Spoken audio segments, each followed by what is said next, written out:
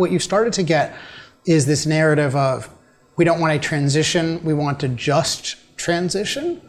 But I don't think that's nearly enough, because the transition is still supposed to be eliminating fossil fuels. So what does that mean? We want to justly eliminate fossil fuels? Do you want to accept 50% of the restrictions? And I think it should be, we don't accept any restrictions on development at all.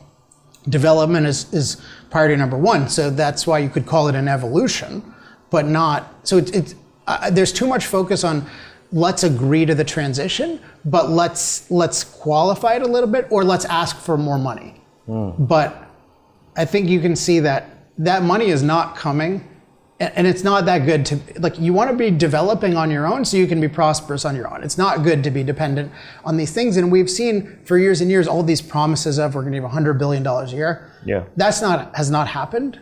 And does anyone think it's going to happen with economic contractions? Do you think voters in the US are eager to contribute to a $100 billion climate fund when our gasoline prices, like, this is just, people have to realize this is a racket, and Africans in particular are being made a lot of promises that aren't going to be kept true in exchange for policies that will be incredibly detrimental. So it needs to, again, we have a lot of models of every country that develops uses a lot of fossil fuels.